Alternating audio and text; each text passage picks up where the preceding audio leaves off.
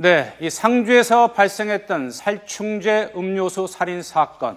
한 달여 만에 검찰이 어제 피의자인 80대 박모 씨를 구속 기소했습니다.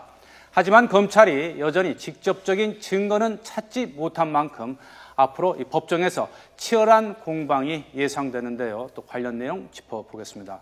자, 최 변호사님. 네.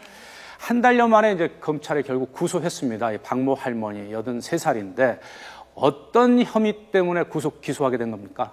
어떤 입증? 네. 어떤 입증? 일단 기본적으로 이제 직접적인 증거는 없습니다. 근데 검찰이 내세우고 있는 증거들 가운데는요. 이 첫 번째로 피해자 중에 한 분이, 그러니까 깨어났으면 두 분이 깨어났는데 피해자 중에 한 분이 그 화투놀이 중에 심하게 다투었다라는 범행 동기로 이제 추정되는 것들에 대해서 진술했습니다. 지금 피해자인 할머니에게 좀 불리한 진술을 했고요.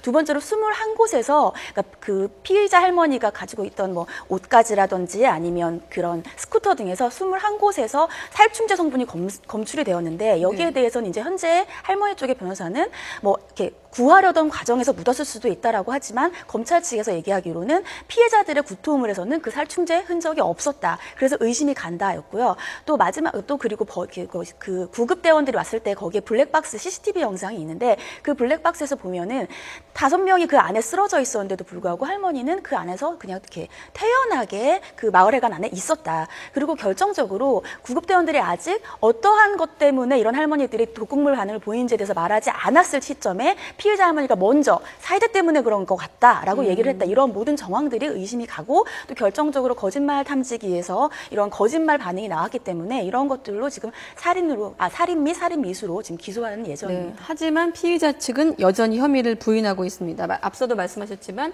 직접적인 증거가 없다는 점이 있거든요. 앞으로 어떻게 변론을 좀 해나갈까요? 무죄를 입증하려고 노력할 텐데요. 이쪽에서는 일단 피의자 크게 쪽에서는? 두 가지로 볼 수가 있습니다. 직접적인 증거가 없다는 건데 아까 말씀드렸지만 예를 들자면은 굉장히 뭐 드링크제 병이 발견되었다지만 집 근처에서 발견된 거거든요. 또 드링크제 병 안에 살충제가 있었다라고 하는 건 직접 할머니가 넣었다는 걸 볼 수 없다는 겁니다. 또 스쿠터에 21곳에 살충제가 묻어 있었다고는 하지만 그것은 꼭 지금 이번에 사건과 관련되었다고 볼 수는 없거든요. 이러한 것들을 만약에 할머니 쪽에 피의자 할머니 쪽의 변호사가 다른 정황 증거들, 예를 들면 뭐 묻어있던 것들은 그날 아침에 뭐 살충제를 썼던 다른 정황이 있었다라든지 아니면은 뭐 그 안에 있었을 땐 아무래도 연로한 분이기 때문에 사실 판단이 흐려질 수 있다. 이런 것들을 적극적으로 혹시 피해자나 피해자가 고령일 경우 좀 더 어려운 경우들은 어떻게 해결을 해나가나요?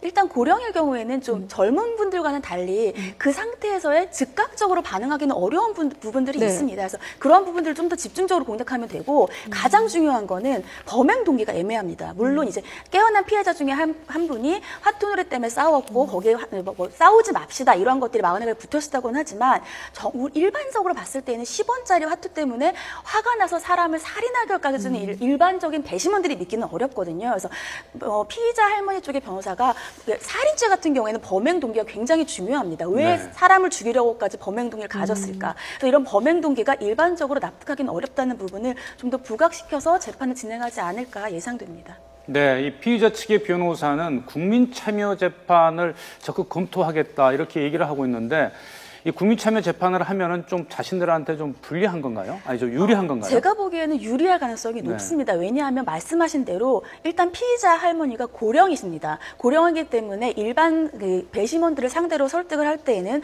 고령이라서 예를 들면은 바로 대응할 수가 없었다. 뭐 CCTV 화면 같은 데도 보였을 때 일반 우리가 생각하는 거와 다를 수 있다. 또 거짓말 탐지 같은 경우에도 거짓말을 하려는 게 아니라 너무 당황하기 때문에 이런 반응이 나올 수 있다. 이런 모든 것들이 가능하고요. 또 아무래도 일반 배심원들 입장에서는 고령인 할머니가 설마 그런 끔찍한 범을 저질렀을 거라고 생각할 수도 있습니다. 그래서 좀 이렇게 애매한, 그러니까 정확한 직접적인 증거가 없는 상황에서는 국민참여재판을 선택하면 무죄로 이제 물론 그 무죄 여부에 대해서 판사가 구속을 받지는 않지만 무죄로 인정될 가능성이 더 높아 보입니다. 네.